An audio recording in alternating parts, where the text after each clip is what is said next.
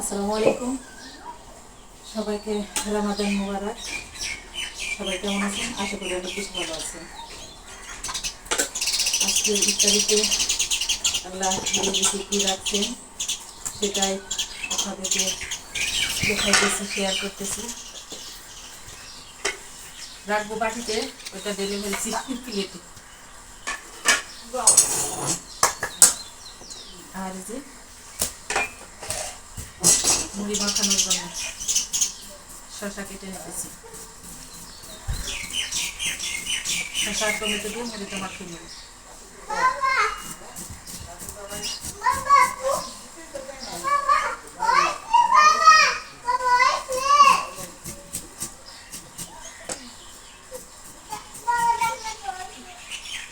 আর আছে ওখানে লাউ পাতা আলু দিয়ে মাছ দিয়ে রান্না করছি। আর এখানে আছে শিং মাছ, আলু, টমেটো। গাছে এত সুন্দর লাল টুকটুকি টমেটো দিয়ে মুড়ি মাখিয়ে নেবে। আর যারা আমার ভিডিওতে সম্পূর্ণ দেখতে পারে নতুন, চ্যানেলটা সাবস্ক্রাইব করবেন, লাইক দিয়ে ভিডিওটা দেখবেন, চুপি চুপি দেখে সরে যাবেন না। লাইক এবং কমেন্ট করতে ভুলবেন না। কেমন লাগলো আমার আজকের এই ভিডিওটা অবশ্যই জানাবেন। আর আমাদের গ্রামের বাড়িতে ভাত না হলে কিন্তু হয় না একেবারে। এই যে ভাতটা আমি পানি দিয়ে রেখেছি। কান্তা ভাত সালিয়ানের বাবা খাবে, যার কারণে ঠিক কান্তা ভাত বেশি পছন্দ করে।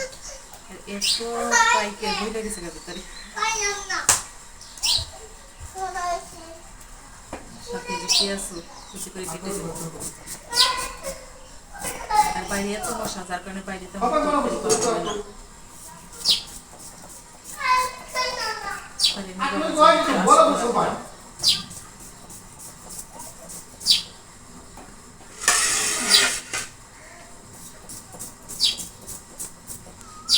শসাগুলো আমি ছিঁড়ে তারপরে ফ্রিজে রেখে দিয়েছিলাম, ঠান্ডা থাকলে কিন্তু ভালো লাগে।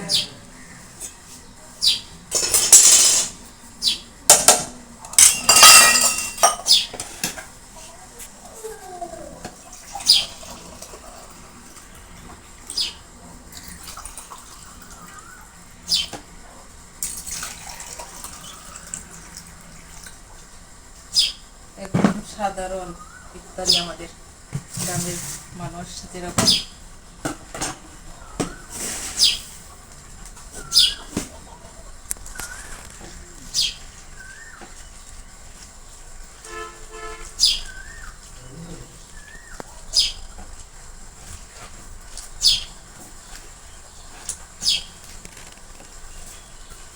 রস মোবাইল নিয়ে আসছে বাবা, দেখি কয়টা বাজে।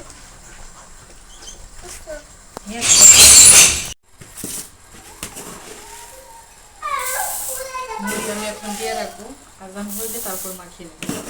এতে করে মুড়িটা কিন্তু মুসমুসে থাকে, খেতে ভালো লাগে।